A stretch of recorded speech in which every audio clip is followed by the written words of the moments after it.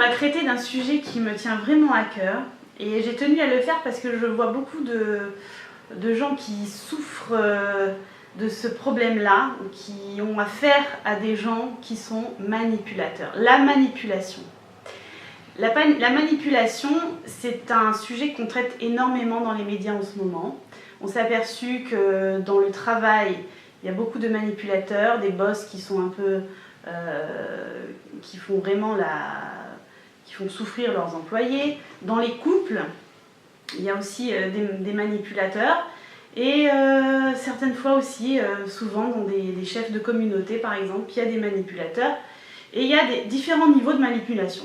La manipulation simple, on est tous un petit peu manipulateurs.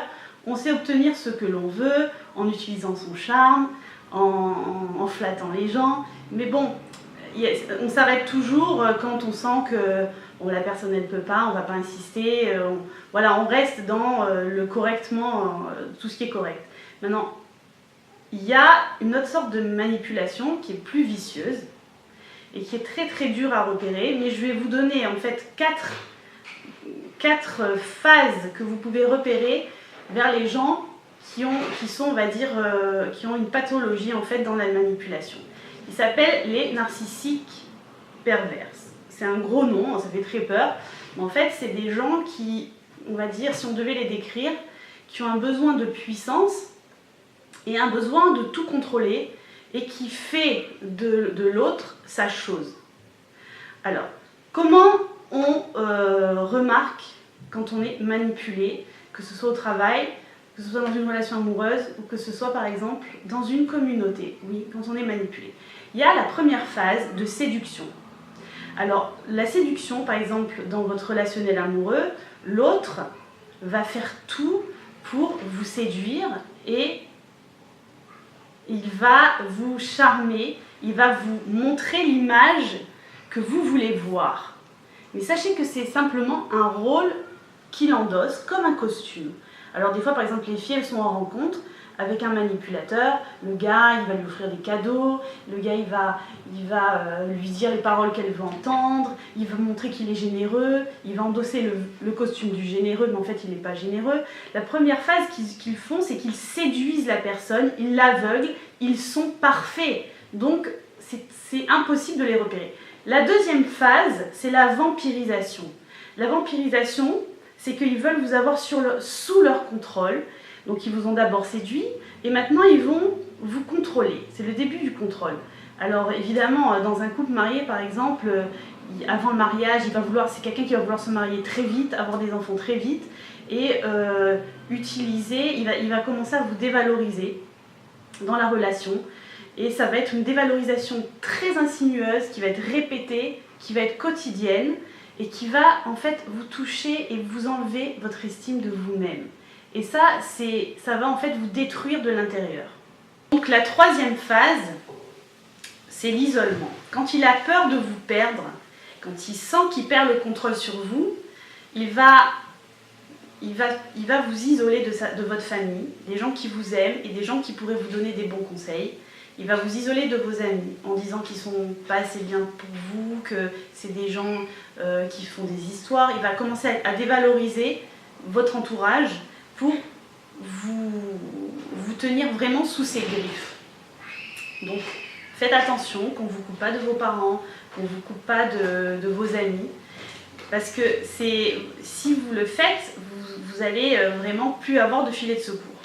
La quatrième phase, c'est la culpabilisation. Si jamais il sent, le manipulateur, si jamais il sent que vous lui filez entre les doigts, il va jouer avec votre culpabilité, il va faire en sorte que vous vous sentez mal, il va feindre d'être une proie, d'être mal compris, d'être une victime, il va montrer une soi-disant faiblesse pour que vous retourniez vers lui.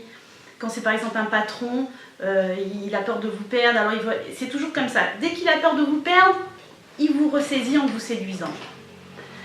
La culpabilisation, c'est aussi un trait vraiment de ce manipulateur. Il vous fait sentir mal dès que vous voulez le quitter. Quand c'est dans une communauté, on va vous dire que vous n'êtes pas assez intelligent, que vous n'êtes pas assez pur, que vous n'êtes pas assez, vous n'avez rien compris à la chose. Et que voilà, c'est un jeu psychologique où la personne qui est manipulée, elle est complètement vidée de ses énergies. On a vu qu'il y avait des symptômes vraiment spécifiques. Ils peuvent ne pas dormir, ils perdent l'appétit, maigrissent. Ils sont angoissés. Donc la personne, elle est vidée de ses énergies, elle n'a pas assez de force pour lutter contre lui. Et lui, le manipulateur est très intelligent, il sait comment cerner la personne, on dirait il voit tout de suite les défauts, il sait où sont ses failles, il sait où ça fait mal. Le manipulateur n'a pas de sentiments, c'est quelqu'un qui peut faire souffrir et qui vit en fait, qui jubile de la souffrance de l'autre. Il est content. Maintenant, en général, ce sont des gens qui, quand on les attaque, deviennent injurieux, deviennent méchants. Et le seul moyen de les calmer, c'est de vraiment ne pas rentrer dans le conflit, dire qu'on n'a pas envie de leur parler, les fuir. Malheureusement, ils n'ont pas de pouvoir de se remettre en question. Ils n'arrivent pas à se remettre en question. Donc on ne peut pas les aider. Et ils sont eux-mêmes victimes de leur propre manipulation puisqu'ils sont éternellement coincés dans leur rôle de manipulateur. Donc il y a différents degrés de manipulateurs, comme je l'ai dit au départ. On va dire, il y a les petits manipulateurs et on peut arriver jusqu'au manipulateur narcissique pervers toxique. Ça veut dire qu'il empoisonne tout ce qu'il y a autour de lui. J'espère que vous n'aurez jamais l'occasion d'en rencontrer. Je sais qu'il en existe, mais franchement, fuyez-les. Alors la solution, il n'y en a qu'une, c'est ou vous fuyez, ou vous les faites fuir. Il n'y a pas d'autre solution.